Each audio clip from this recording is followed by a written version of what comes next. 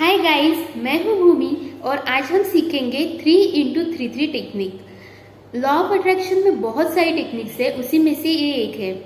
अब देखते हैं कि 3x3 टेक्निक क्या है और इसे हमें क्यों यूज करना चाहिए।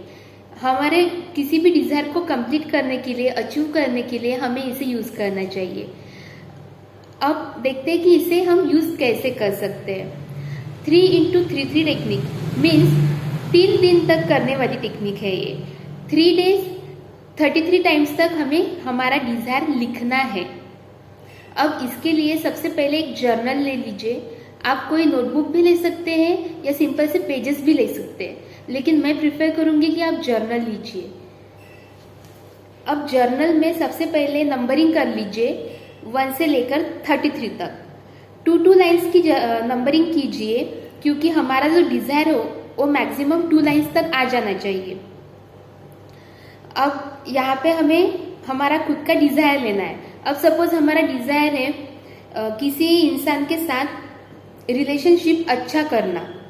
अब यहाँ पे ऐसा इंसान मत चूज कर लीजिए जिसके साथ आपका ब्रेकअप हो चुका है, आपकी लाइफ से वो चला गया है। ऐसा इंसान ले लीजिए जो आपके साथ रिलेशन में अच्छा है, लेकिन कुछ दिनों से आपके साथ उसकी बातें नहीं हो पाई। ऐसे किसी इंसान को चूज कीजिए, क्योंकि अगर हम ऐसा करेंगे तो हमें इसके बेस्ट रिजल्ट आएंगे और हमारा बिलीव जो है वो बढ़ जाएगा। तो फिर हम इसे दूसरे अच्छे गोल के लिए, दूसरे बड़े गोल के लिए अचीव करने के लिए हम इस टेक्निक का इस्तेमाल कर पाएंगे आसानी से। अब हमने डिजायर भी चूज कर लिया। अब हमें लिखना है, तो फर्स्ट में लिखिए my relationship is best with और उस पर्सन का नाम। Thank you, thank you, thank you universe.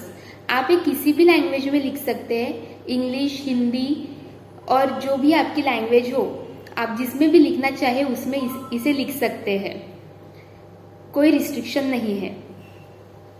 अब आपका ये फर्स्ट टाइम लिखकर हो गया। आपको सेकेंड टाइम भी ऐसा ही लिखना है, थर्ड टाइम भी ऐसा ही लिखना है। 33 टाइम्स तक आपको ऐसा ही लिखना है। First day 33 times, second day 33 times और थर्ड डे भी 33 टाइम्स। अब जब आप ये लिख रहे हैं तो आपको ये फील करना है कि आपका रिलेशन सच में उस इंसान के साथ बहुत अच्छा हो चुका है। आपको उसके लिए ग्रेटफुल होना है, थैंकफुल होना है। तब जाके जो टेक्निक है वो बेस्ट से बेस्ट रिजल्ट आपको देगी। आप विजुअलाइज भी कर सकते हैं इसमें। अब देखते हैं कि ये टेक्निक करते वक्त हमें क्या क्या प्रिकॉशंस लेने चाहिए।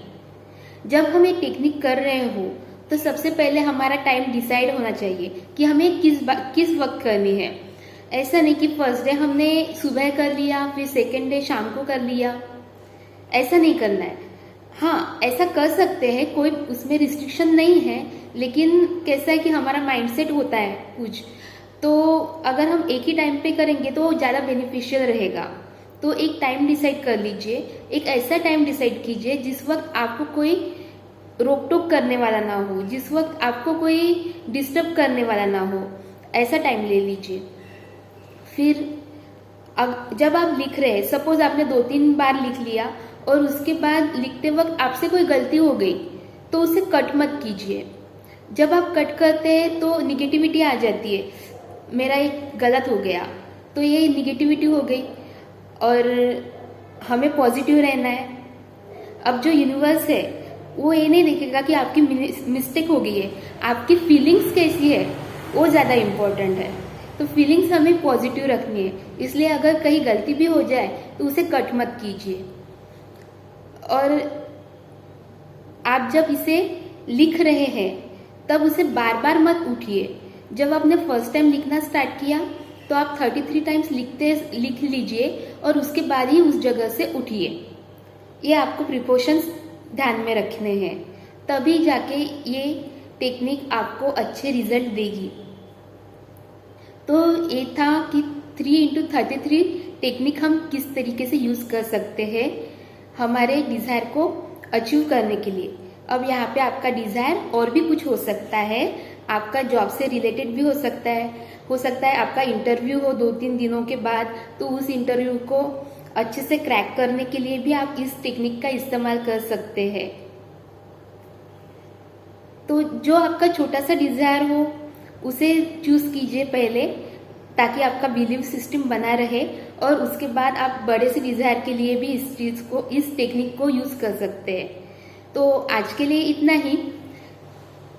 हम मिलेंगे नेक्स्ट वीडियो में और जानेंगे और भी नए नए टेक्निक्स के बारे में। तब तक के लिए हेल्दी रहिए, खुश रहिए और अपना बहुत ज़्यादा ख्याल रखिए। Thank you.